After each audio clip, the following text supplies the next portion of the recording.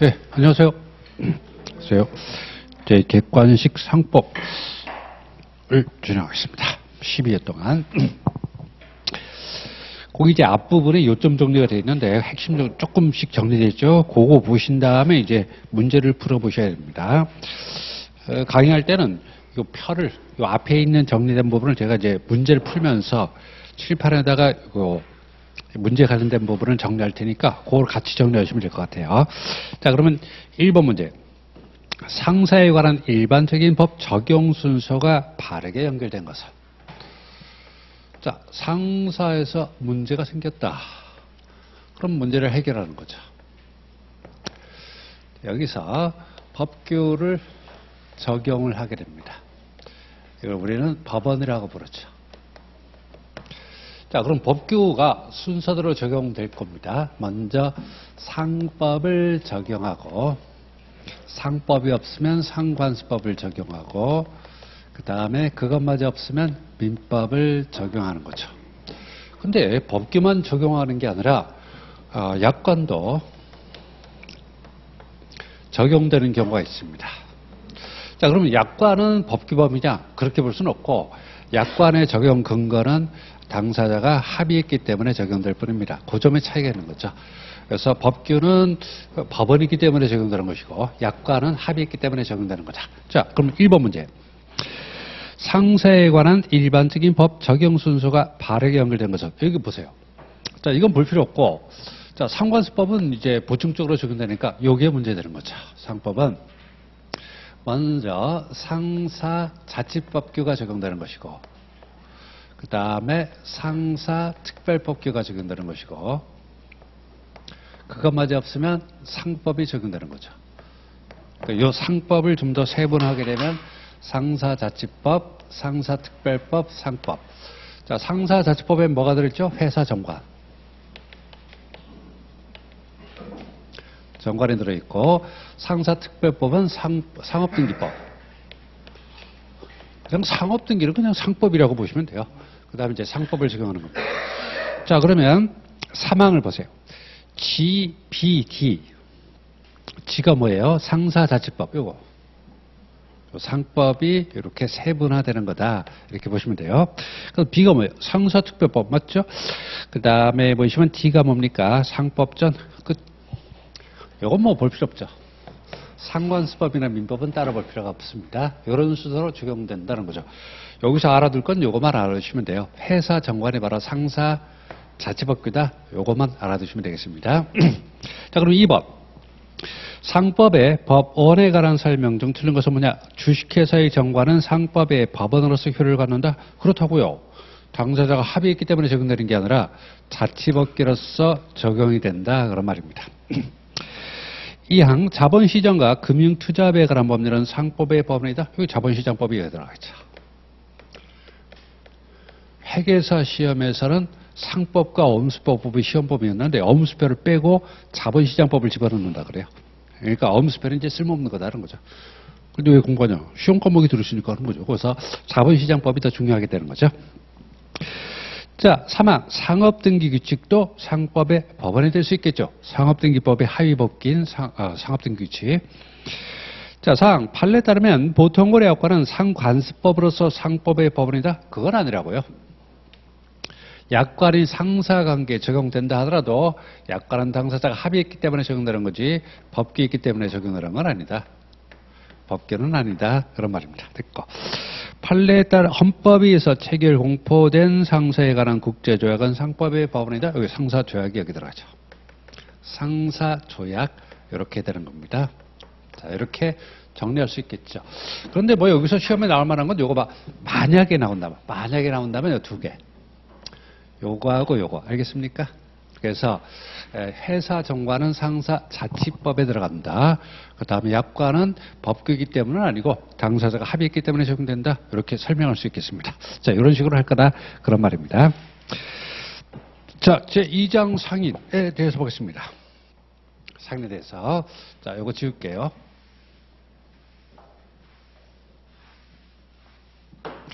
자, 먼저 틀을 짜겠습니다. 상인. 첫 번째 의의와 종료. 상인은 뭐다? 그런 상인은 어떤 종류가 있냐? 두 번째 보시면 상인 자격.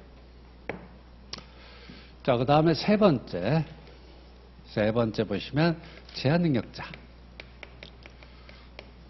자, 이렇게 세 가지를 볼까요? 자, 상인의 종류는 몇 가지가 있죠? 첫 번째 보시면 당연 상인. 두 번째 의제 상인. 세 번째, 여러분도 머릿속으로 생각해 보세요. 소상인, 그렇지. 당연 상인이 있고 의제 상인이 있고 소상인이 있다. 상인 자격은 첫 번째 보시면 자연인과 두 번째 법인으로 나눠보겠습니다. 자, 자연인 중에 상인이 될 수 있는 경우와 두 번째 상인이 될 수 없는 경우가 있어요. 자, 법인도 마찬가지입니다. 법인도 마찬가지고 상인이 될 수 있는 경우와 상인이 될 수 없는 경우가 있습니다. 자, 제한 능력자는 첫 번째 미성년자. 두 번째 보시면 법정 대리인. 법정 대리인 대리할 수 있고 미성년자가 허락을 얻어서 할 수 있겠죠. 자, 그러면서 문제로 바로 들어갑니다. 1번 상법상 상인 자격에 관한 다음 설명 중 가장 타당하지 않은 것은 미성년자는 상인 자격을 취득할 수 없다? 있는데? 두 가지가 있죠. 미성년자가 법정 대리인의 허락을 얻어서 할 때, 법정 대리인의 동의를 받아서 할 때, 다만 이것도 등기를 해야 되죠. 이것도 등기를 해야 됩니다. 됐죠? 그러니까 미성년자도 상인 자격을 취득할 수가 있다. 그런 말입니다. 됐고. 자, 그 다음에 2항. 회사는 설립 등기할 때 상인 자격을 취득한다. 회사. 영리법인이죠. 그러니까 이 문제를 제가 문제를 풀면서 한 번씩 정리하겠다 그런 말입니다. 영리법인이죠. 회사는 설립 등기 할 때 취득하고 그 다음에 청산이 종결되면 상인 자격이 소멸되게 되는 거죠. 됐습니다. 됐고. 자, 그 다음에 3항. 자연인인 상인은 개업준비 행위할 때 상인 자격을 취득한다. 보시면 자연인은 일반적인 상인은 개업 준비를 할 때 상인 자격을 취득하죠. 그 다음에 영업을 폐지하게 되면 상인 자격을 상실하게 될 겁니다. 미성년자도 자연이니까 취득할 수 있을 겁니다. 자, 4. 특별법에 의해서 그 목적이 특정되어 설립되는 특수공법인 농업기반공사 등은 상인 자격을 취득할 수 없다. 자, 요겁니다. 특수사법인. 자, 그 다음에 특수공법인. 이런 것들은 특수하다는 말은 비영리란 뜻입니다. 특수하다는 말은 비영리란 뜻이니까 상인 자격을 취득할 수가 없겠죠. 요걸 외우셔야 돼요. 농협, 새마을금고, 그 다음에 신용보증기금.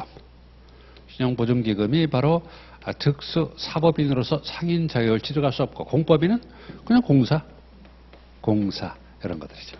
공사 이런 것들은 상인 자격을 취득할 수가 없다. 그런 말입니다. 됐고. 5항. 회사는 사실상 청산이 종결할 경우에만 상인 자격을 상실한다. 여기 있네요.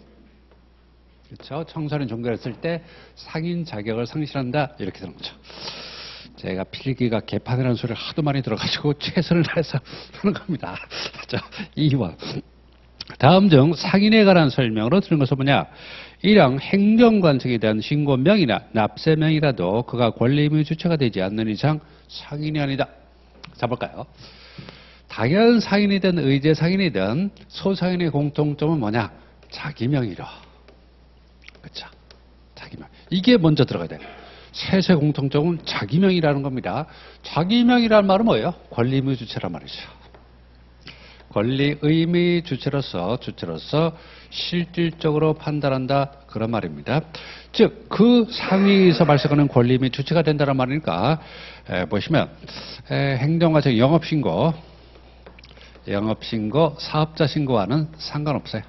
사업자 신고와는 전혀 상관없이 그 권리 의무 주체가 바로 상인이 된다 그런 말입니다. 됐고, 그래서 신고명의나 납세명의가 아니에요. 납세명의가 아니라 권리 의무 주체, 그게 바로 자기 명의입니다. 됐고. 자, 이왕 여러 개의 낙찰계를 운영하여 얻은 수입으로 가게를 꾸려온 계주가 상인적 방법으로 개를 운영한 것이 아니라면 의제 상인이 아니다. 자, 한번 볼까요? 자, 보시면 계주, 변호사, 그다음에 법무사, 이런 사람들이죠. 이런 사람들은 상인이 아닙니다. 왜? 이것도 비영리니까. 이런 사람들은 개인을 하더라도 비영리니까 의제 상인이 아닌 겁니다. 영리가 없으니까. 법무사 돈 벌려고 하는 겁니까? 아니죠. 공익을 위해서, 사유를 위해서 자격증을 따려고 하는 거죠. 돈은 그냥 들어오는 거죠. 설마 굶겨 주기가 하겠습니까? 공익을 위해서 일하는 사람한테. 그래서 계주, 변호사, 법무사 이런 사람들은 상인이 될 수가 없다. 여기 들어가는 거예요. 계주. 자, 민사회사는 상위 2회 행위를 영리목적으로 한 회사로서 의제상인이고 신용보증기금은 여기, 자, 끝에 보세요. 신용보증기금은 여기 들어있죠? 신용보증기금은 특수사법인이지 민사회사가 아닙니다. 자, 보세요. 의제상인이 뭐냐?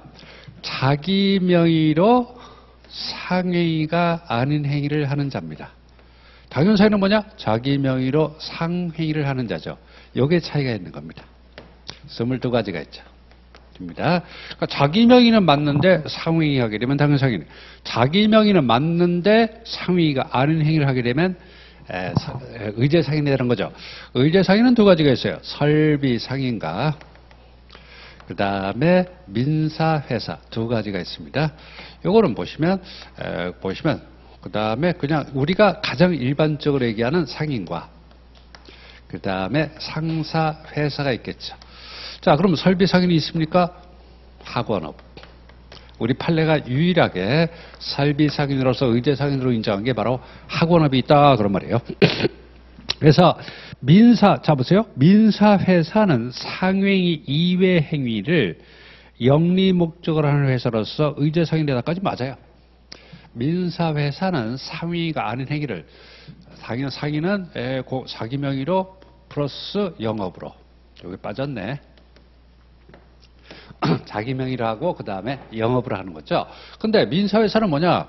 이거 맞아요. 개념적인은 맞지만 신용보증기금은 아닙니다. 신용보증기금은 특수사법인이다. 이렇게 되는 거죠. 됐습니다. 됐고 자연인의 이제 중복되는 문제들이 나와요. 한 2-3문제만 풀어보면 이제 겹치는 부분들이 나옵니다. 자연인의 상인 자격 취득 시기는 개업준비 행위를 착수할 때다. 그렇죠. 자연인은 상인은 개업준비 행위했을 때 상인 자격을 취득한다. 이렇게 보시면 되겠습니다. 자, 소상인은 뭐냐? 자본금이 1천만 원 미만입니다. 자, 요거 잘 기억하세요. 1천만 원 이하가 아니라 미만이고 그 다음에 회사는 안 됩니다. 회사가 아닌 상인을 얘기하는 거죠. 소상인에게는 지, 상은 적용하지 않습니다. 자, 무슨 말이냐? 소상인에게는 지배인, 상호, 상업장부, 상업등기는 적용 안 한다. 그게 뭡니까?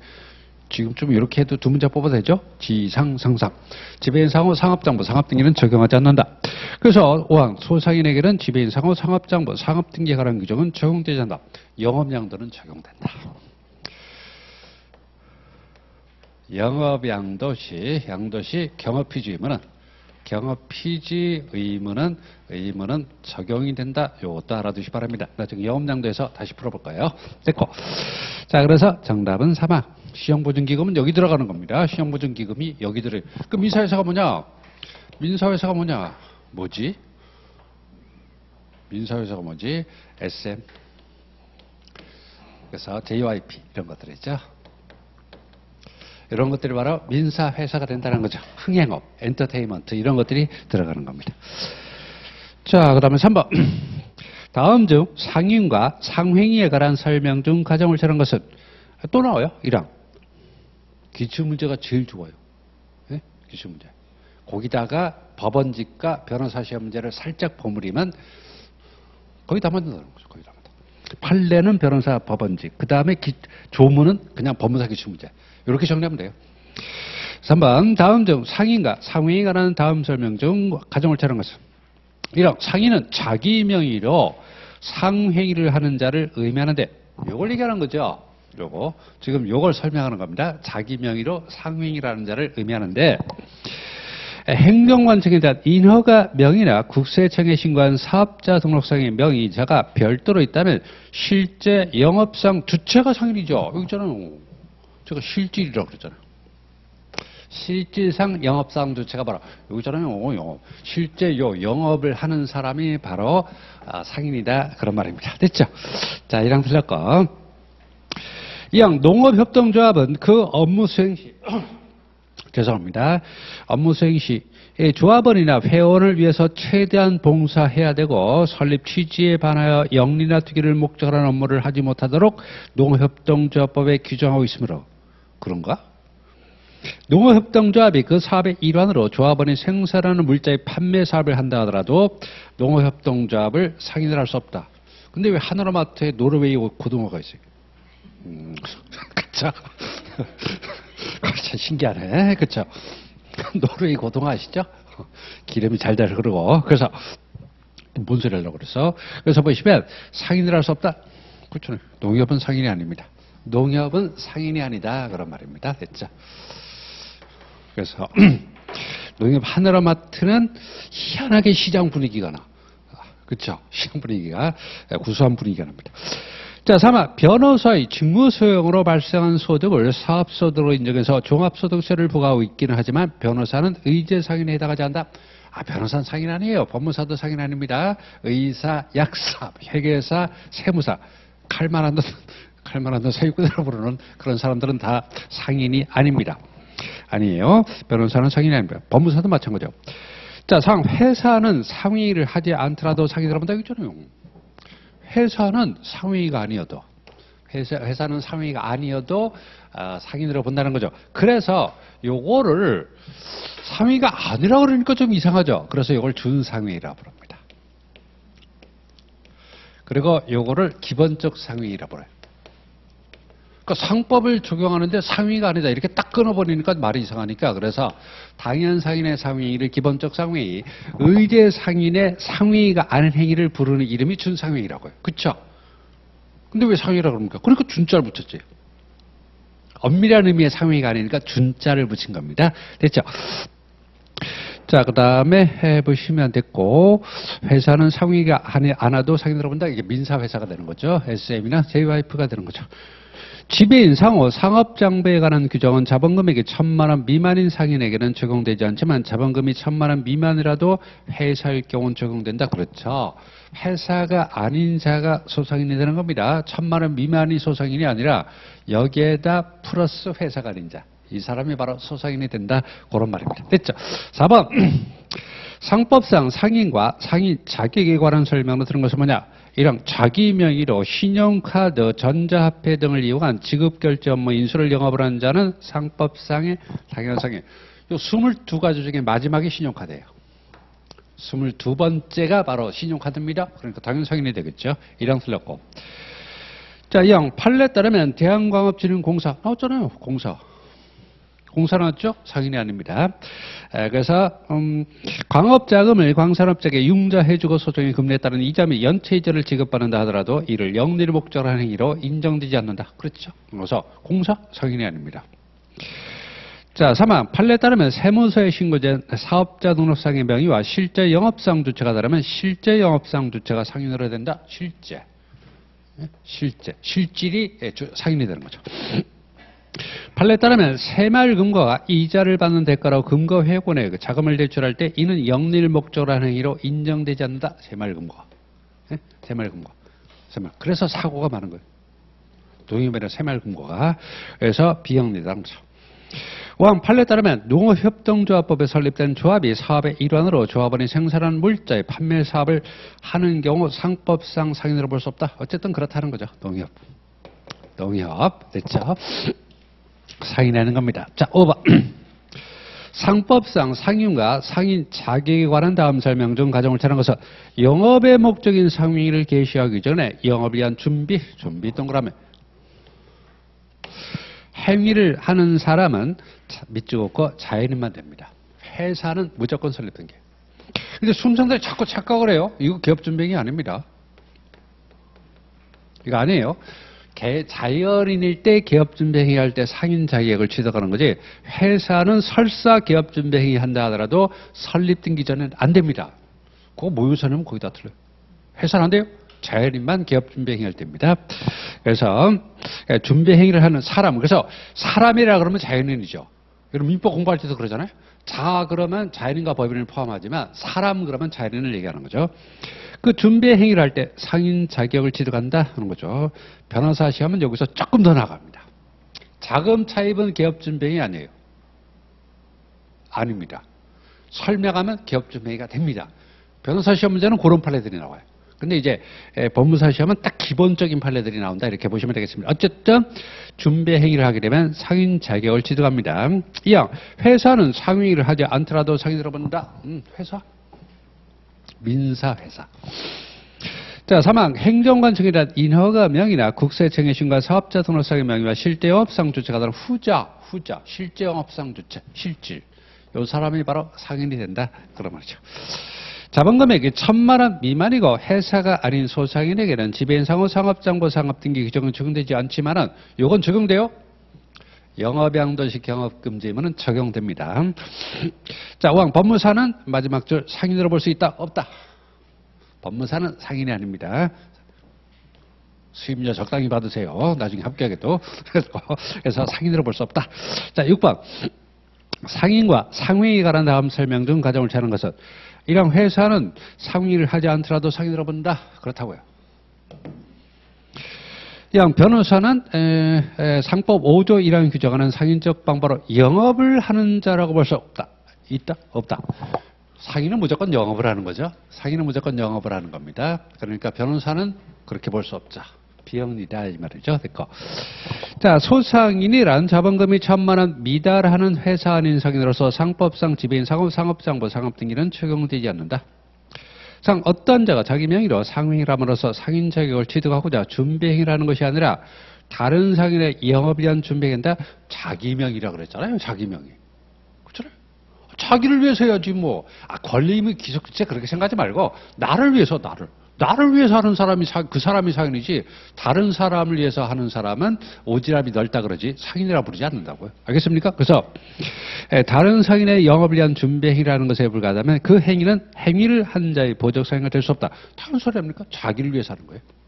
됐고, 상인은 자기 명의로 상회라는 자를 의미하므로 행정관청이나 인허가명이나 국세청의 신고한 사업자 등록상의 명의와 실제 영업상 주체가 다르면 후자가 상인이 된다. 이것도 없죠. 뭐. 됐고. 자, 그럼 이제 소상인 7번. 상법상 소상인에 관한 다음 설명 중 가장 타당하지 않은 것은 소상인이란 자본금이 1,000만 원 미만입니다. 이하가 아니에요. 요거 잘 기억하세요. 이하가 아니라 1,000만 원 미만입니다. 회사가 아닌 상인을 말한다. 소상인에서의 자본금이란 회사법상의 자본금을 의미하는 것이 아니다. 회사가 아니라고 그랬으니까. 회사법에서 말하는 자본금을 의미하는 게 아니라 순재산을 얘기하는 거죠. 설비상인은 일정한 규모 설비를 갖춰야 하므로 소상인이 될 수 없다. 뭐 설비가 얼마 이상, 뭐 얼마 미만 그런 말은 없잖아요. 없고 요즘도 신림동에 시험철이 가까우면 그 포장 텐트 치고 전 봐줍니까? 합격자 발표 날에 다 사라지죠. 그대로 남아있다면 맞아 죽으니까 그런 거죠. 그래서 그 설비상이래요. 점이 바로 설비상입니다. 점 보는 데가 이렇게 하는 거죠. 그러니까 뭐 1,000만 원 이상이라 이런 법이 없으니까 소상인이 될 수도 있어요. 지배인상호 상업장부 상업등기는 소상인에게 적용하지 않고, 자, 이 상의 의미 적용하지 않는다는 말의 의미는 뭐 상호를 쓸 수는 있어요. 있지만은 보호나 의무 이런 규정이 없다 그런 의미가 되겠습니다. 그래서 적용되지 않는다는 말은 사용할 수 없다 그런 의미는 아니고 뭐 쓴다 하더라도 법적인 보호는 없다. 뭐 네가 쓰든 말든 알아서 해라 그런 의미가 되겠습니다. 비보호 좌회전이라 생각하시면 돼요. 아시겠죠? 뭐 좌회전 하든 말든 좋은데 사고 나면 네가 다 책임져. 이렇게 되는 거죠. 됐고. 8번 상법상 상인과 상법의 적용에 관한 다음 설명 중 가장 옳지 않은 것은 작년도 문제네요. 이런 게 있어요. 문제 풀고 나서 22년도, 21년도 문제가 거의 뒷부분에 나오는데 풀리면 다 정리된 거예요. 아시겠습니까? 그러니까 작년도, 재작년도 문제는 여러분이 공부한 내용을 검증하는 겁니다. 다 풀렸다? 그럼 된 거예요. 된 겁니다. 그래서 새로운 문제가 나왔다. 그럼 다 틀리는 거예요. 점수가 똑같이 떨어지니까 그건 상관없고 작년도 재생영어 문제가 풀렸으면 그냥 다 정리가 됐다 이렇게 보시면 되겠습니다. 8번 상법상 상인과 상법의 적용에 관한 다음 설명 중 가장 옳지 않은 것은 1 항 공법인의 상행에 대해서는 법령에 다른 규정이 없는 경우에 한해서 상법에 적용된다. 이건 나중에 상행에서 볼 겁니다. 아시겠죠? 됐고. 행정관청이나 인허가명이나 국세청의 신고한 사업자 등록상의 명의와 실제 영업상 주체가 다를 때 실제 영업상 주체가 자기 명의로 상행위를 하는 자로서 상행된다.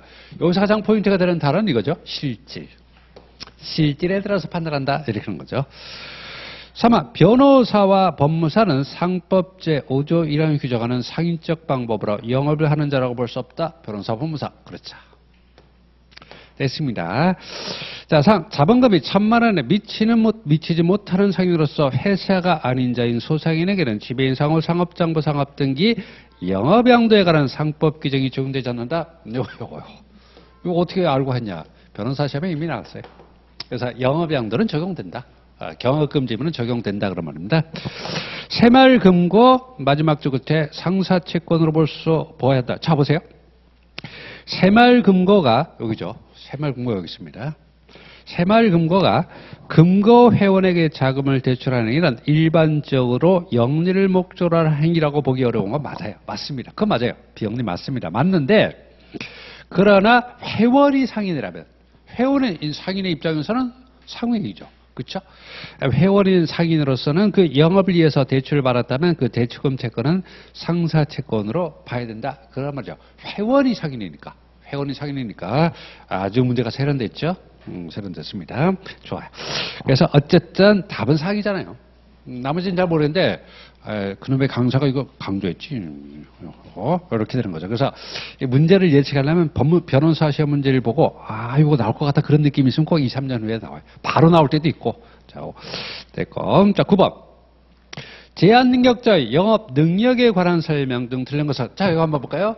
근데 미성년자도 있고 피한정 후견인도 있고 그 다음에 피성년 후견인 이렇게 있습니다. 자, 이거 한번 설명해 볼까요? 법정 대리인이 대리할 때 등기하는 거죠. 뭐 이건 그렇다 치고 제한능력자가 미성년자 또는 미성년자는 허락을 받아서 등기해야 영업을 할 수 있고 미성년자는 동의를 얻어야 하며 등기해야 됩니다. 됐고 피한정 후견인은 허락도 필요 없고 동의도 필요 없고 등기도 필요 없고 그냥 바로 영업을 할 수 있습니다. 피성년 후견인은 그냥 쉬어야 됩니다. 아무것도 못해요. 그렇죠? 피성년은 판단 능력도 없고 실행 능력도 없죠. 그래서 미성년 후견인은 그냥 X입니다. 자 보세요. 미성년자는 할 수 있어요. 영업을 할 수가 있는데 잘 보세요. 미성년자는 허락을 얻어서 등기하고 영업을 하는 것이고 또는 동의를 얻어서 가만히 있어봐. 아니 이렇게 해야지. 왜 똑같은 말을 계속 같은 말을 해? 미성년자는 허락을 얻어서 영업하라 때 등기하는 겁니다. 피한정 후견에는 허락을 할 필요도 없고 등기할 필요도 없이 영업을 할 수가 있습니다. 그래서 이게 삭제됐어요. 피한정 후견인 등기라는 게 삭제됐습니다. 나중에 상업등기법 공부할 때 할 겁니다. 피한정 후견인은 아무것도 못해요. 자, 그 다음 법정 대리는 이제 미성년자, 피한정 후견인 또는 피성년 후견인을 대리해서 등기할 수가 있겠죠. 됐습니다. 자, 그러면 영업을 하게 되면 능력자로 본다. 능력자로 본다는 거죠. 본다. 그러니까 이 행위는 취소할 수 없는 행위가 되겠죠. 그렇잖아요. 취소할 수 없는 행위가 되는 거죠. 자, 보겠습니다. 제한능력자의 영업 능력에 관한 설명 중 틀린 것은 미성년자 또는 피한정 후견인이 법정 대리인의 허락을 얻어서 영업을 할 때는 등기한다. 허락과 등기 들어있죠. 피한정 후견인은 빼야 됩니다. 요거 잘 기억하세요. 피한정 후견인은 영업을 할 수가 있는데 허락이든 등기든 필요 없다고요. 허락이든 등기 필요 없고 그냥 바로 영업하는 겁니다. 얘는 아무것도 못하고 비성년을 아무것도 못하고 얘는 허락을 얻어서 등기해야 영업을 할 수 있다는 거죠. 다만 이 등기가 효력 요건이다 그런 건 아니에요. 그냥 대항 요건에 불과합니다. 됐고. 자, 그 다음에, 이항 미성년자가 법정대리의 허락을 얻었다 그랬죠. 허락 동그라미, 회사의 무한 책임 사원이 되기만 능력자로 본다. 영업을 할 수도 있고, 법내링이 할 수 있죠. 3번 법정대리인이 미성년자 비한정 후견인 또는 비성년 후견을 위해서 영업을 한다. 대리 영업을 하는 거죠. 대리 영업을 할 때는 역시 등기하는 겁니다. 대리권에 대한 제한은 선의 제3자에게 대항하지 못한다. 법정 대리인이 미성년자를 대리해서 영업을 했다 하더라도 상인은 그렇죠. 법정 대리인은 대리인이죠. 대리인이고 미성년자 자신이 바로 상인이 되는 겁니다. 됐죠. 자, 거기 정형사 문제 아주 좋은 문제입니다. 8번 문제. 좋은 문제. 됐고. 자, 그러면 정형사 문제 완벽히 풀렸죠? 풀렸습니다. 자, 그러면 이제 상인의 개념은 완벽히 정리가 된 거다. 그렇게 되는 거죠. 자, 이번엔 상업사용인. 자, 거기 한번 첫 페이지를 펴보실까요? 보시면 상업사용의 종류는 지배인, 부분적 포괄되는 권을 가진 상업사용인, 물건 판매 점포 사용인 이렇게 나누고 있는데 그래서 먼저 지배인만 따로 정리해 보겠습니다. 지배인만 따로 정리하고 그 다음에 부포사, 물판사, 경업피지임은 따로 정리할게요. 너무 덩어리 크게 했다가 칠판을 꽉 채울 것 같아서.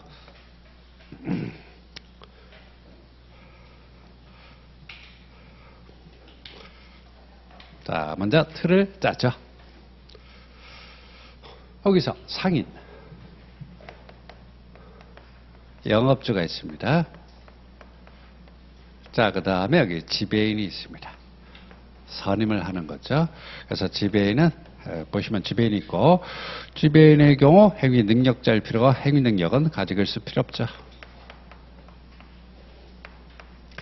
의사 능력만 필요하면 되지 행위 능력은 필요 없습니다. 됐죠? 그 다음에 영업주를 위해서 영업을 대리 영업을 하는 거. 대리해서 영업을 하는 거죠. 할 때 재판상 행위도 재판 외의 행위도 할 수 있고 재판상 행위도 할 수가 있다. 이렇게 되는 거죠. 자, 기본 틀은 짰습니다. 자, 그 다음에 여기 이제 일반적인 지배인이 되겠고 일반적인 지배인에 대한 설명을 할 것이고 두 번째 보시면은 두 번째 공동지배인. 자, 그 다음에 외관주의를 나타내는 세 번째 표현지배인. 그 다음에 네 번째 경업피지의무. 원래 이제 사용인의 경업피지의무지만 실제로는 지배인 쪽에서 내니까 경업피지의무. 경업피지의무. 자, 그러면 큰 틀은 짰습니다. 이제 문제로 바로 들어갑니다. 들어가서 이제 채우겠습니다. 14페이지 볼까요? 다음 중 지배인에 관한 설명 중 가장 옳지 않은 것은 1 항 지배인은 영업제에 가름해서 그 영업에 관한 재판상 재판의 모든 행위할 수 있다. 여기서 중요한 포인트는 이겁니다. 요게 중요한 거예요. 자, 왜 중요하냐 하는 거죠. 여기 끝부분 편지배인 볼까요? 편지배인은 지배인과 동일한 권한이 있는 것으로 보지만 재판상 행위는 제외됩니다. 행위는 제외돼요. 아시겠습니까? 그러니까 편집에는 여러 가지 문제가 있는데 그 중에서도 제일 많이 나오는 게 이거예요. 재판상에는 제외된다. 알겠습니까? 그런데 지배인은 당연히 재판상 행위를 포함한다. 그런 말입니다. 자, 1항 상인은 수인의 지배인에게 공동으로 대리권을 행사하게 할 수 있다. 뭐 한 명만 뽑아도 되고 여러 명 뽑아도 되고 여러 명이 공동으로 행사하게 할 수 있죠. 이 경우도 지배인 1인에 대한 의사표시는 영업제에 대해서 효력이 있다. 자, 공동지배인. 수인의 공동지배인이 있다. 지배인이 있다. 그 다음에 상대방이 있다는 거죠. 이때 볼까요? 공동지배인이 상대방에 대해서 하는 의사표시는 공동으로 하는 걸 원칙으로 합니다. 그러나 상대방 공동지배인 한 놈에게만 해도 된다. 이렇게 되는 거죠. 요거 공동지배는 이거밖에 안 나와요. 상대방 공동지배인 중 한 사람에게 해도 좋다. 그런 말입니다. 됐고. 3항 지배인은 의사 능력을 갖춘 자연인이하지만 행위 능력은 필요 없다고요. 의사 능력, 판단 능력은 있어야지. 그런데 의사 능력은 갖춰야 되지만 행위 능력은 필요 없어요. 직무 성질상 감사와의 겸임은 허용되지 않지만 업무 집행 사원이나 이사는 지배인을 겸할 수 있다. 자, 이거 한번 정리해 볼까요? 지배인은 자연인만 되고 그 다음에 법인은 안 됩니다. 지배인은 의사 능력만 있으면 되고 그 다음에 행위 능력은 필요 없어요. 지배인은 이사와 지배인을 겸할 수 있지만 감사는 지배인을 겸할 수 없다. 깔끔하잖아요. 그렇죠? 자연만 되고 법인은 안 된다. 의사 능력만 있으면 되고 회의 능력은 필요 없다. 이사는 지배인을 겸할 수 있다. 감사는 지배인을 겸할 수 없다. 이렇게 되는 겁니다. 됐죠? 자, 상. 본점 또는 지점에 본부장, 지점장, 그 밖에 지배인으로 인정되거나 명칭을 사용하는 자는 본점 또는 지점의 지배인과 동일한 권한이 있는 것으로 본다. 그러나 재판소에는 그렇지 않다는 거죠. 어디 갔어? 본부장 또는 지점장 등의 명칭을 사용하는 자는 아시겠죠? 나머지는 이제 문제 풀면서 나오면 살을 붙일게요. 이 자는 지배인과 동일한 권한이 있는 것으로 본다는 거죠. 그러나 뭐라고요? 여기 전에 재판사에는 죄된다. 이렇게 되는 겁니다. 편집인 얘기하는 거예요. 그래서 왕 지배인이 영업주의 허락 없이 제3자의 계산으로 영업주의 영업불에 속한 거래를 할 경우 영업주는 이를 영업주 계산을 한 것으로 볼 수 있다. 자, 이거 볼까요? 자, 경업피지에 나오네요. 영업주의 허락을 얻어야 영업주의 허락을 얻어야 영업불에 속하는 거래를 할 수 있고 영업불에 속하는 거래를 할 수 있고 그 다음에 다른 회사나 상인의 무한사원 이사 또는 상인이 될 수가 있습니다. 이렇게 되는 거죠. 자, 근데 이걸 위반했다는 거죠. 위반하게 되면 세 번째, 첫 번째, 두 번째, 세 번째 효과로서 개입을 하는 거죠. 그 위반이 만약에 자기 계산으로 했다, 영업주의 계산으로, 제3자의 계산으로 했다, 이득의 양도를 청구하는 것이고 2주 1년 내 행사할 수 있습니다. 자, 볼까요? 영업불에 속한 거래를 영업주의 허락을 받지 않고 했다. 위반했다는 거죠. 그러면 개입을 하는데 어떻게 되지 한번 보세요. 그 거래를 자기 계산으로 했다. 영업주 계산으로 본다. 제3자의 계산으로 했다. 이득의 양도를 청구한다. 그리고 그 개입은 거래한 날로부터 2주 내에 거래가 있은 때로부터 1년 행사한다. 그래서 자영삼이 2일 이렇게 배우는 겁니다. 이렇게 되는 거죠. 자기 계산, 영업주 계산, 제3자 계산, 이득 양도 청구 2주 1년. 자, 문제를 다시 보세요. 지배인의 영업주의 허락을 얻어서 하면 되죠. 근데 허락 없이 제3자의 계산으로 영업주의 영업불에 속한 거래를 했다. 이때 개입을 하는 겁니다. 영업주의 일을 영업주의 계산으로 볼 수 있다. 그러면 이 문제는 어떻게 해요? 제3자의 계산으로 했는데 영업주의 계산으로 한다. 틀렸죠. 제3자의 계산을 했을 때는 이득의 양도를 청구하는 거죠. 자기 계산으로 했을 때 영업주의 계산으로 보는 거니까 그래서 5항이 들었다는 거죠. 요거 아주 시험 잘 나와요. 자영삼이 2일 이렇게 보시기 바랍니다. 됐죠? 자, 그러면 2번 상법상 상업상인에 관한 다음 설명 중 가장 옳은 것을 모두 골라봐라. 여관업은 일반 상회의와 영업 형태가 달라 어음행위와 연관성이 희박하므로 여관업의 경우에는 어음행위가 영업범위에 속하지 않는다. 이게 무슨 말이냐면 이게 기출문제 때 보시면 여관에서 외상으로 숙박하는 분이 있어요? 없어요? 없죠. 그러니까 어음행위가 적합하지 않다 그런 말이죠. 저희 외할머니께서 여관업을 하셔가지고 여러분들 여러분들 요즘 여관 얘기하는 게 아니라 아주 옛날에 여관이 뭐였냐면 옛날 여관은요 보통 단층집인데 이렇게 마루가 깔린 그 방이 쭉 이렇게 늘어져 있는 거예요. 할머니께서 하셨어요. 너무 고생하셔서 일찍 돌아가셨는데.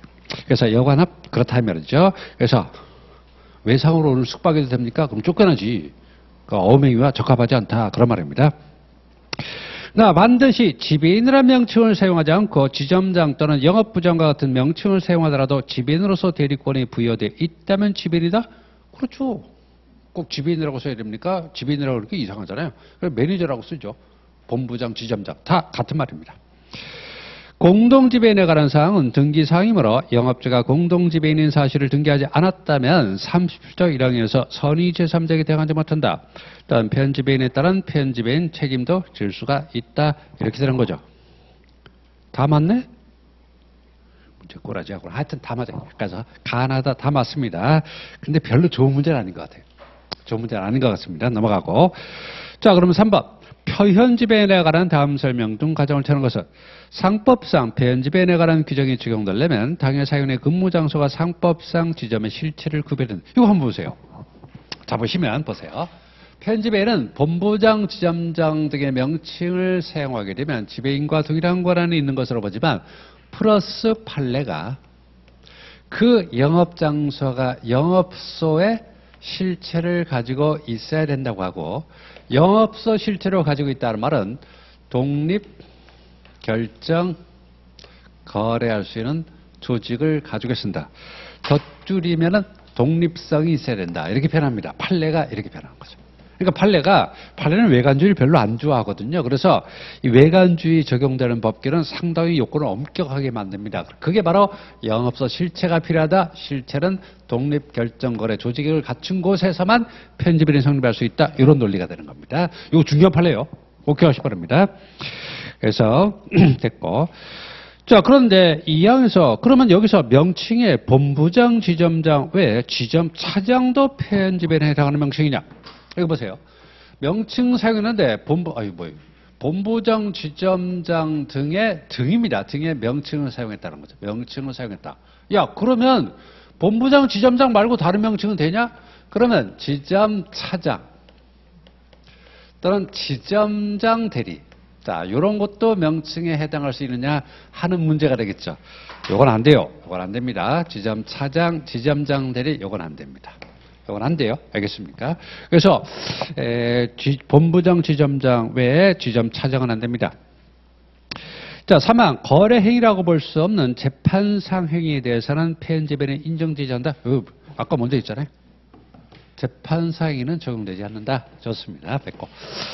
자, 단순히 본지점의 지휘감독 아래 기계적으로 제한된 보조적 사무만을 처리하는 영업소는 상법상 영업소로 볼 수 없으므로 영업소 소장을 상법 14조 1항 소정의 편집인으로 볼 수 없다. 자, 이거 판례 보세요. 지금 제가 이렇게 했잖아요. 영업소 실체를 갖춰야 된다. 독립 결정 거래 조직이 필요하다. 이거 반대말이 뭐예요? 독립의 반대말이 뭐죠? 보조죠. 단순히 보조만을 하는 것은 영업소라고 볼 수 없다. 그러니까 편집인이 성립할 수가 없다. 독립의 반대가 보조죠. 그렇잖아요?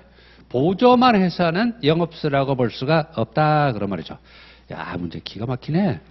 자, 5번.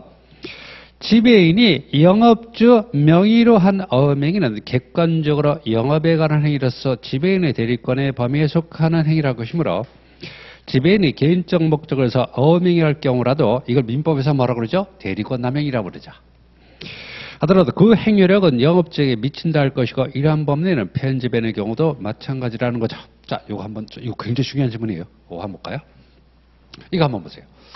자, 지배인은 대리 영업에 관한 재판회의 재판. 저기서 영업에 관한 이렇게 된 거죠.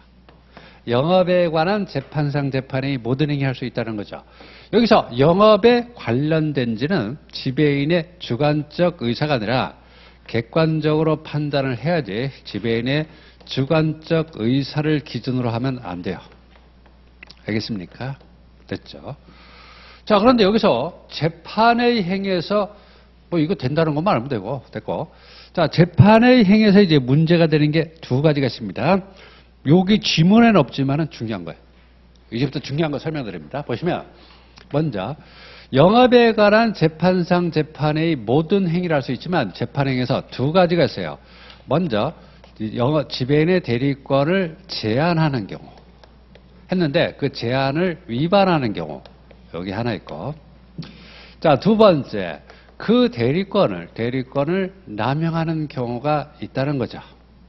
이거 뭔지 알죠? 제한을 했는데 위반했다. 그 다음에 대리권을 남용했다. 두 가지 경우. 대리권 남용이라는 건 외형상은 지배인의 대리권의 범위에 들어가지만 자기나 제3자 이익을 위해서 하는 행위죠. 됐습니다. 자, 보시면 여기서 제3자가 있다가 보세요.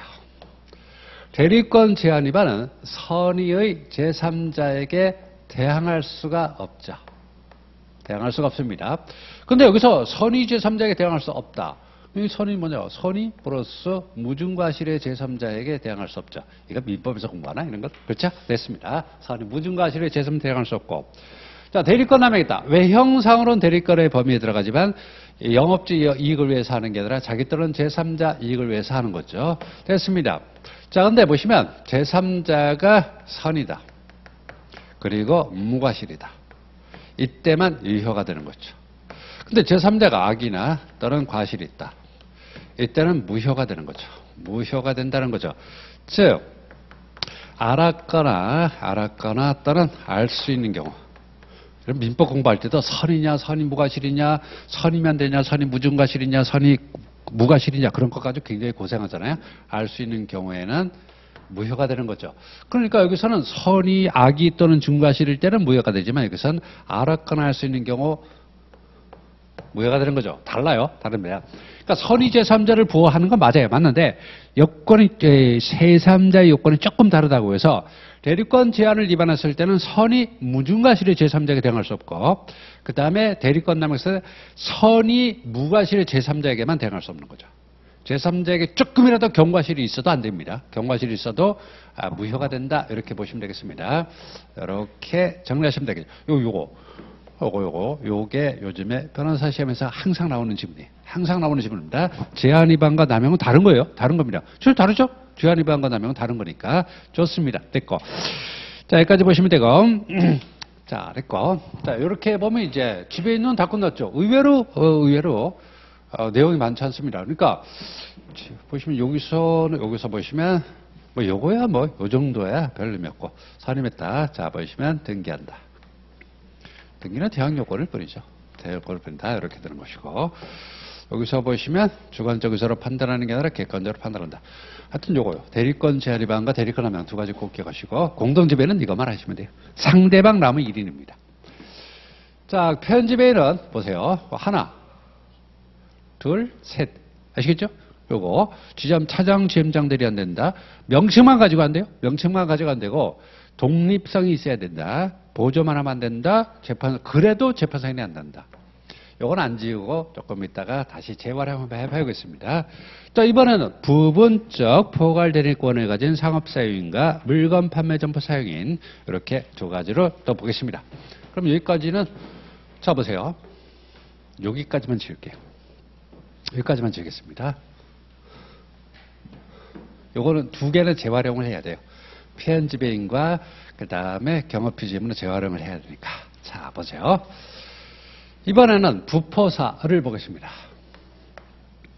부포사.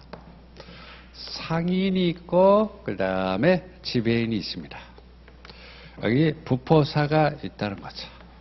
그래서 상인이 지배인을 선임한다 그랬죠. 그럼 상인이 부포사를 선임할 수도 있고 그 다음에 지배인이 부포사를 선임할 수도 있습니다. 그래서 상인 또는 지배인이 부포사를 선임하는 겁니다. 지배인은 선임할 때는 등기한다 그랬죠. 그러나 부포사를 선임할 때는 따로 등기는 하지 않습니다. 이것까지 등기해야 법무사가 최고 적증이 되는 건데. 네? 그러니까 대리부터 등기하라 그러면 난리가 나겠죠. 삼성 같은 게 하나 잘 물면은 한 달에 몇 천만 원씩 들어오겠네. 이렇게 되는 거죠. 그래서 부포사를 등기하는 건 아닙니다. 아니에요. 자, 부포사는 뭐냐? 특정 플러스 재판 외의 모든 행위죠. 자, 모든 행위는 맞아요. 그러나 두 가지 조건이 들어갔죠. 아까 지배는 영업에 관한 모든 행위라 그랬지만 여기서는 특정 범위 내고 지배인은 재판상 재판의 모든 행위라 그랬죠. 부포사는 재판 외의 모든 행위. 그러니까 뭐 여기다 꽂히면 안 되고 특정한 재판의 모든 행위다. 그렇게 되는 거죠. 자, 그러면은 여기서 두 가지가 문제돼요. 야, 그게 뭐냐는 거죠. 특정 범위가 어디까지냐. 그래서 요거 세 가지는 반드시 건설 회사 현장 소장 하나. 그 다음에 보시면 아파트 분양 과장. 그 다음에 보시면 일반적인 주식회사 격리부장. 그 다음에 일반적인 주식회사 구매과장 정도 이런 사람들이 되겠죠. 자, 보시면 현장 소장이 장비를 임대한다. 그건 당연한 거죠. 분양과장이 분양계약을 체결한다. 예, 좋아요. 그 다음에 격리부장이 은행 거래한다. 구매 과정이 구매 계약을 체결한다. 구매 계약을 체결한다. 좋습니다. 좋아요. 자, 그러면 여기서 좀 더 나아가서 볼까요? 현장 소장이 장비 임대를 하면서 지급 보증을 한다. 그다음 분양 과정이 분양 계약을 체결하면서 분양 계약을 취소도 할 수 있다. 격리부장이 은행 거래하면서 자금을 차용한다. 대출 받는다 이 말이죠. 그다음에 구매 과정이 구매 계약을 체결하면서 지급 보증까지 한다. 근데 보증이 두 가지가 나와서 이게 문제예요. 보시면 현장 소장이 장비라는 게 뭐 건설 장비라는 게 몇 억씩 하잖아요. 그러니까 장비 임대하면서 장비에 대한 지급 보증까지 한다. 이거는 된다고요. 그런데 분양 과정이 분양 계약을 체결하고 취소까지 할 수 있냐? 이것도 된다고 합니다. 근데 여기서 문제되는 건 이거예요. 자금 차용, 지급 보증, 요 두 가지. 요 두 가지. 알겠어요? 그래서 시험에 나왔던 건 시험에 나왔던 건 밑에 두 개입니다. 요 두 개만 해도 될 것 같아요. 그래서 격리부장이 은행 거래한다. 자금 차용 안 된다. 구매 과정이 구매 계약을 체결한다. 지급 보증 안 된다. 하는 거죠. 됐습니다. 자, 그 다음에 보시면 문제가 되는 게 이겁니다. 지배인이 있으면 편집인이 있죠. 그러면 부포사가 있으면은 문제는 표현부포사라는 개념도 있지 않느냐 이런 말이죠. 근데 우리는 상법 규정이 없다는 거죠. 자, 여기서 이제 문제가 생깁니다. 일단 이렇게까지만 정리해놓고 문제로 들어갑니다. 1번 부분적 포괄대리 고려관인 상업상인에 관한 설명 등 틀린 것은 뭐냐? 영업자로부터 수권받은 영업의 특정한 종류 또는 특정한 상황에 관해서 재판 이외의 모든 행위 할 수 있다. 포인트는 이거요.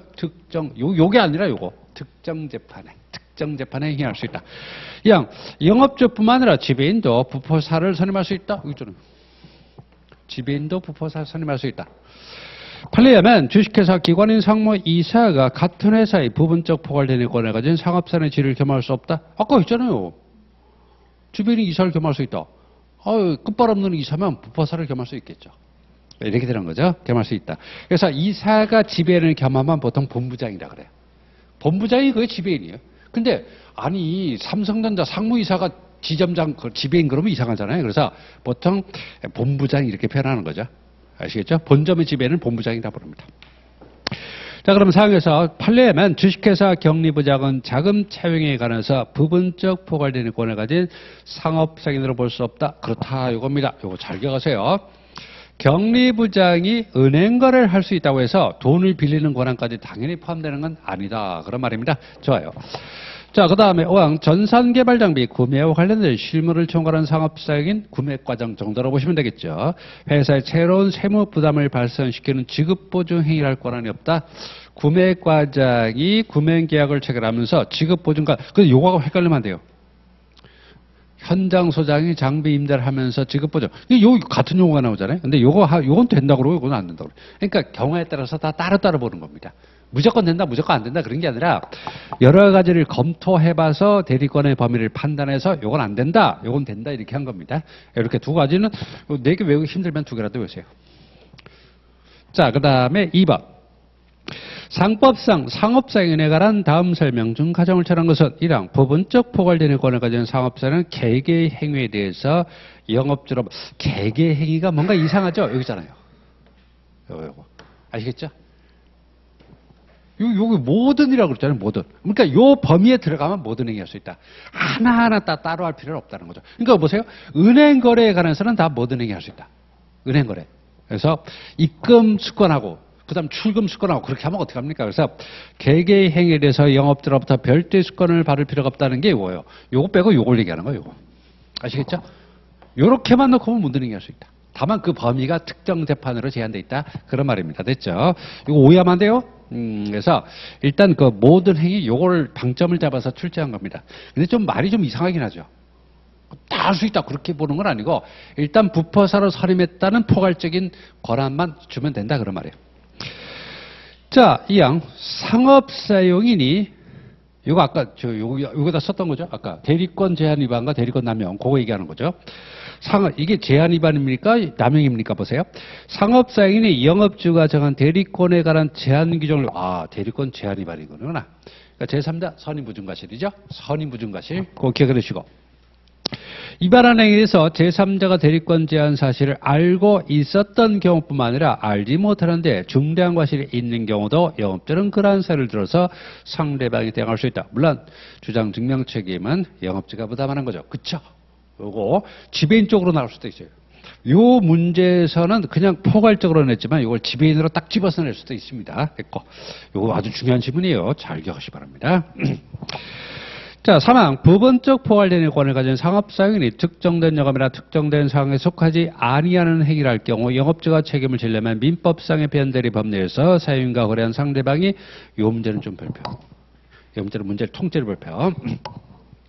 팬들에서 상업수인과 거래한 상대방이 사용인에게 그러한 권한이 있다고 믿을 만한 정당한 이유가 있어야 한다는 거죠. 자, 이거 보세요. 지금 여기서 지금 제가 설명하기를 지배인이 있고 상법의 규정이 있죠. 있습니다. 편지배인 규정이 있죠. 그러면 야, 부포사가 있으면 부포사도 있지 않겠냐? 이런 논리적인 판단을 할 수 있겠죠. 근데 규정이 없어요. 자, 그럼 두 가지 경우를 생각해 보세요. 첫 번째 보시면 부포사가 아닌 자가 부포사의 명칭을 사용하는 경우. 이거 똑같네? 똑같아요. 됐고. 두 번째로 생각해 볼 수 있는 건 부포사는 특정 관한 범위 내에서만 재판의 모든 행위할 수 있으니까 보시면 특정 외의 행위를 했을 때. 아시겠죠? 자기 권한 범위 외의 행위를 했을 때 이걸 어떻게 처리할 거냐 하는 문제죠.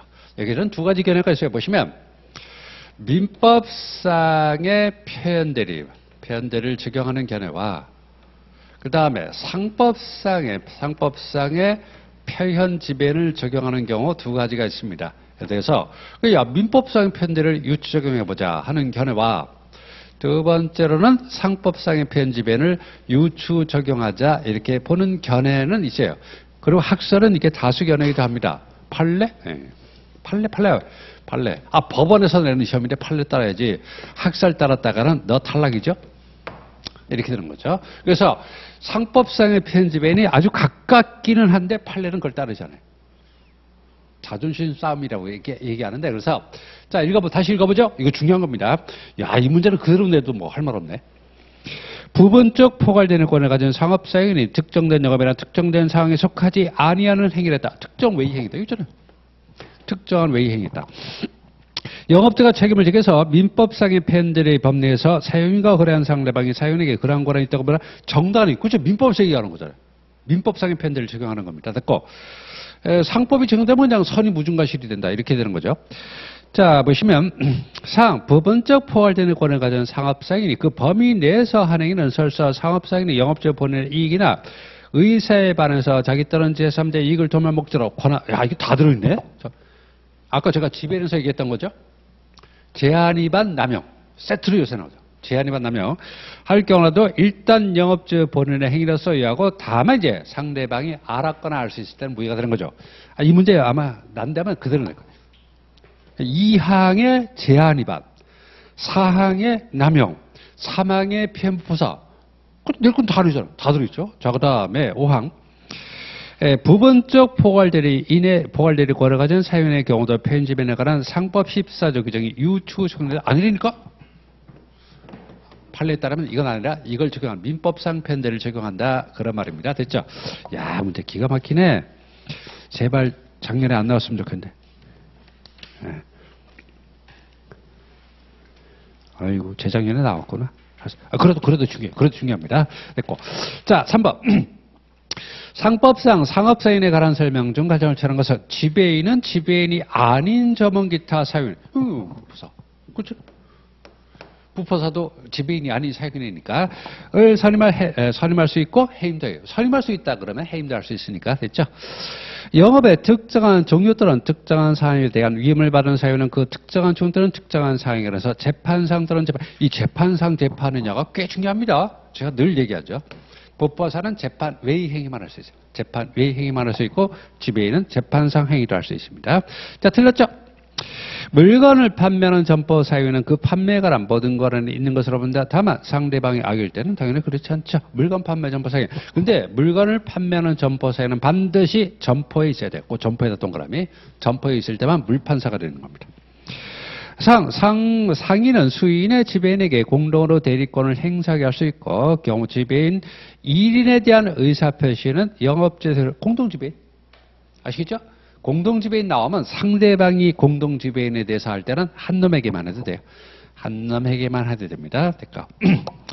보험회사 영업소에 소속되어 있는 외무사원은 물건을 판매하는 점포 사용에 해당하지 않는다. 자, 여기 조금 남은 거 볼까요? 물건 판매 점포 사용. 물건 판매 점포 사용인. 점포 내에 있을 때만 판매 권한이 있다 이 말이죠. 그리고 회사 상인은 계약상 책임을 진다 이 말이죠. 자, 만약에 점포 외에서는 영업주가 어떻게 되냐는 거죠. 점포에서는 판매 권한이 없죠. 그래서 사용자 책임을 진다 이 소리예요. 보시면 사원이죠. 그 사원이 점포 내에서는 판매 권한이 있다. 그러니까 영업주는 계약성 책임지고, 점포 내에다 판매 권한이 없다. 근데 판매 권한이 없이 판매를 했죠. 그러니까 영업주는 사용자 책임을 지는 거죠. 어쨌든 책임지는 건 맞아요. 책임 없다? 없긴 뭘 없어. 있는데 책임의 원인이 다르다. 이렇게 보시면 되겠습니다. 됐죠? 그래서 보험회사 영업소에 소속되어 있는 외무사원은 물건을 판매하는 점포 사용에 해당하지 않는다. 그렇죠? 그렇다고 책임 없는 건 아니에요. 사원은 맞으니까. 외무사원도 사원이니까 영업자는 사용자 책임을 진다. 이렇게 되는 거죠. 요거 정도 알아두시기 바랍니다. 물판상 거의 안 나오더라고요. 자, 경업피지임은 이쪽으로 와보세요. 영업주의 허락을 얻어야 영업주의 영업불에 속한 거래할 수 있다. 또는 다른 회사나 상인의 무한사원 이사나 상인이 될 수 있다. 이렇게 두 가지가 있죠. 위반을 하게 되면 어떻게 될까요? 위반을 하게 되면 마찬가지로 해고, 그 다음에 배상. 마찬가지로 해고, 배상. 이렇게 되는 거죠. 됐습니다. 요건 안 되고. 자영삼이 일은 영업불에 속한 거를 했을 때만 해당되는 겁니다. 됐죠? 그 다음에 또 뭐 하려고 그러더라? 그런데 그 위반에도 요거 자체는 위반에도 그 행위는 유효입니다. 이것도 마찬가지로 유효지만 해고할 수 있고 배상을 청구할 수 있고, 특히 거래했을 때는 자기계산, 영업주 계산, 제3자 계산, 이익강도 청구 2주 1년 행사한다. 무조건 자영삼이 일은 일단 외우고 보는 겁니다. 자영삼 이거 안 해보면 뭐 이거 소용없어요. 아무 소용없고 그냥 자영삼이 일 이렇게 외우시면 되겠죠. 자, 그럼 문제 풀죠. 1번. 상법상 지배인에 관한 아래의 설명 중 가장 옳은 것은 1항 상인이 수인의 지배인의 공동 동그라미 대리권을 행사하게 한 경우라도 지배인 1인 동그라미에 대한 의사표시는 영업적 효력이 있다. 밤날 이렇게 만든다니까? 공동나무 1인이에요. 근데 왜 공동이 1인입니까? 공동이면 되겠습니까? 안 내지. 공동이 1인이니까 시험에 내는 거다. 이런 말이죠. 됐고, 2항. 지배인이 영업주에 대한 경업금지 의무를 위반하여 제3자의 계산으로 거래할 경우 영업주는 그 거래를 영업주의 계산으로 볼 수 있다. 제3자의 계산으로 했다. 영업주의 계산이다. 잡을까요? 제3자의 계산으로 했다. 영업주의 계산? 아니, 이득양도 청구하는 거죠. 그렇죠? 틀렸습니다. 그래서 이득양도를 자영삼이 1이니까 제3자 계산할 때는 이득양도만 청구하는 겁니다. 3항 지배인이 영업에 가름해서 영업에 관한 재판상 행위를 함에 있어서 영업자로부터 별도 수권이 필요하다. 아까 있잖아요. 얘는 재판외라 그랬죠. 지배인은 영업에 관한 재판상 재판의 모든 행위라 그랬죠. 별도 수권이 필요 없습니다. 지배인의 대리권에 대한 제한은 악의 제3자에게 대항할 수 있는데 이 경우 상대방의 악의는 지배인이 증명한다. 지배인이 뭘 증명해? 영업주가 증명해야지. 악의 또는 중과실은 영업주가 증명하는 거지 지배인이 증명하는 게 아닙니다. 상업사인은 영업주의 허락 없이 다른 회사의 무한책임사원 또는 다른 상인의 사용이 될 수 없으나 다른 회사 이사는 될 수 있다. 무한사원, 이사, 상인. 상인이 아니라 사용인입니다. 무한사원, 이사, 사용인이 될 수가 없다. 여기서 마찬가지로 아시겠죠? 그래서 영업주의 허락을 받아야 영업주의 영업불에 속한 걸 할 수 있다. 영업주 허락을 받아야 다른 회사라는 상인의 무한사원, 이사 또는 사용인이 될 수 있다. 그런 말이죠. 아시겠죠? 사용이 될 수 있다. 그런 말입니다. 됐고. 별로 안 좋은 문제. 자, 2번. 상업사인에 관한 설명 중 가장 옳지 않은 것은 1번 지배인은 자연인 맞죠? 법인이 안 된다 그렇습니다. 의사 능력만 있으면 되지 행위 능력은 필요 없다 그랬죠. 이사는 지배인을 겸할 수 있다 그랬습니다. 감사는 지배인을 겸할 수 없다. 아까 그랬잖아요. 아까 뭐라 했지? 아까 자연인 되고 그다음 뭐라 했지? 법인 안 되고 의사 능력이 있어야 되고 그러나 행위 능력은 필요 없고 그 다음에 이사는 지배인을 겸할 수 있고 감사는 지배인을 겸할 수 없다. 아까 제가 분명히 그렇게 했잖아요. 그렇죠? 요겁니다. 그래서 자연인만 되고 법인 안 된다. 의사 능력만 있으면 되고 행위 능력은 필요 없다. 그 다음에 이사는 겸할 수 있다. 감사는 겸할 수 없다. 이렇게 되는 겁니다. 됐죠? 상인이 수인의 지배인에게 공동으로 대리권을 행사하게 할 때도 지배인 1인에 대한 의사표시 영업적 효력이 있다. 밤날 똑같은 소리만 하고 되죠. 폐연 지배인을 성립하려면 상인이 사용인이 상법상 영업소 실체 동그라미 가지고 독립 동그라미 아까 있죠.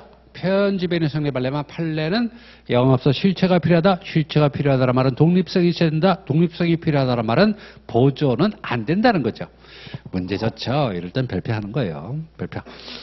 그래서 어느 정도 독립적인 영업활동을 할 수 있는 것을 근무할 것을 요하고 단순히 본점 또는 지점에 지감독을 해 기계적으로 제한된 보조 X 사무만을 처리한 영업소는 해당되지 않는다.